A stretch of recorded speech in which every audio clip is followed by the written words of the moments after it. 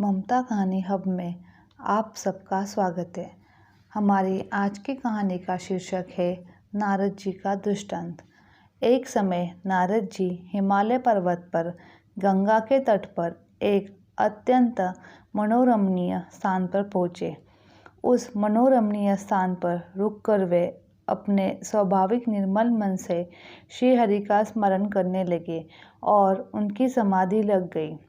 नारद मुनि की यह तपोमय स्थिति देखकर इंद्र डर गया कि कहीं यह अपनी तपस्या के बल पर स्वर्ग का राज्य छीन न ले। उसने कामदेव को बुलाकर कहा, तुम अपने सहायकों सहित जाओ और नारद जी की समाधि भंग करो। नारद जी के पास जाकर कामदेव ने अपनी माया से वसंत ऋतु उत्पन्न कर कामाग्नि को भड़काने वाले वातावरण की सृष्टि रचना की। काम कला में निपुण नवयुवकी बहुत प्रकार की तानों की तरंग के साथ गाने और हाथ में गेंद को लेकर विभिन्न प्रकार के खेल खेलने लगी, किंतु कामदेव की कोई भी कला मुनि पर प्रभाव न डाल सकी। तो कामदेव अपने विनाश के भय से डर गया और नारद जी के चरणों में गिरकर क्षमा मांगने लगा। नारद जी के मन में क्रोध नहीं आया और प्रिय वचन कहकर उन्होंने कामदेव का समाधान किया, किंतु नारद जी के मन में कामदेव को जीतने का अभिमान हो गया और उन्होंने बड़े गर्व के साथ यह बात शिवजी को जाकर सुनाई। शिवजी ने कहा, आपने मुझे जो कहा सो कहा, किंतु श्रीहरि को यह बात मत सुनाना और चर्चा में भी चले तो इसे छिपा देना। नारद जी को शिवजी की शिक्षा अच्छी नहीं लगी। हाथ में वीणा लिए हरिगुण गाते हुए वैकुंठ में श्री नारायण के पास पहुँचे और कामदेव का सारा चरित्र सुनाया। करुणानिधान भगवान ने देखा कि इनके मन में गर्व का भारी वृक्ष का अंकुर पैदा हो गया है। तब उन्होंने मन में विचार किया कि मैं उसे उखाड़ कर फेंक दूंगा, क्योंकि भक्तों का हित करना मेरा कर्तव्य है। मन में अभिमान को बढ़ाकर नारद जी वहाँ से चले गए। तब लक्ष्मीपति भगवान ने अपनी माया को प्रेरित किया। उस हरि माया ने मार्ग में अत्यंत सुंदर नगर बनाया, जिसमें शीलनिधि नामक राजा थे। उनके वैभव विलासों इंद्रियों के समान था। उनकी विश्वमोहिनी नामक एक परम रूपवती कन्या थी, जिसका स्वयंवर होने वाला था। नारद जी उस नगर में राजा के महल जा पहुँचे। राजा ने उनका अथाह योग्य सत्कार किया और अपनी कन्या को बुलाया और उसके स्वयंवर के आयोजन की बात नारद जी को बतलाई। उस राजकुमारी को रूप देखकर मुनि वैराग्य भूल गए और बड़ी देर तक उस कन्या को देखते ही रह गए। मन में विचार करने लगे कि क्या उपाय करूं कि यह कन्या मुझे ही वरण करे।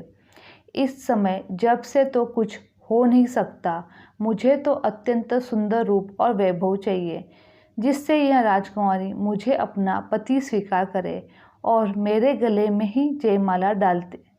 यह सोचते सोचते वे उस स्थान से चले गए। उस समय नारद जी ने भगवान से बहुत प्रकार से विनती की।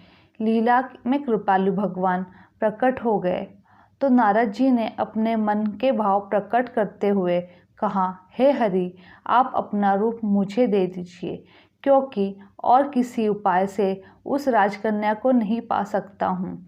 अपनी माया का विशाल बल देखकर भगवान हंसकर बोले, नारद जी सुनो, जिस प्रकार आपका परम हित होगा हम वही करेंगे। हे मुनि, रोग से व्याकुल रोगी स्वास्थ्य के लिए हितकर वस्तु मांगे तो वैद्य उसे नहीं देता। मैंने भी तुम्हारा हितकर करने का निश्चय कर लिया है। ऐसा कहकर भगवान अंतर्धान हो गए। माया के वशीभूत हुए मुनि ऐसे मूढ़ हो गए कि वह भगवान की निर्गुण वाणी को भी नहीं समझ सके। वे तुरंत स्वयंवर स्थल की ओर चले। वहाँ राजा लोग खूब सज धज कर सम्मान सहित अपने अपने आसन पर बैठ गए। नारद जी मन ही मन प्रसन्न हो रहे थे कि मेरा श्री हरि जैसा रूप देखकर राजकन्या भूलकर भी किसी दूसरे को वरण नहीं करेगी। कृपा निधान भगवान ने मुनि के कल्याण के लिए उनको बंदर का चेहरा दे दिया था। राजकुमारी सभा में प्रवेश करने पर नारद मुनि ने उसे सम्मुख खड़े हो गए। उनका बंदर मुख और भयंकर शरीर देखकर वह मुंह फेरकर आगे चल दी।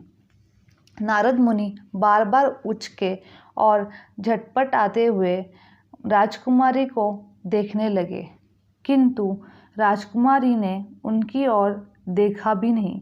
उसी समय श्री नारायण भी राजा का शरीर धारण करके वहां आए। राजकुमारी हर्षित होकर उनके गले में जयमाला डाली। फिर श्री हरि अपनी दुल्हन को लेकर वहां से चले गए। मोह के कारण मुनि की बुद्धि नष्ट हो गई थी।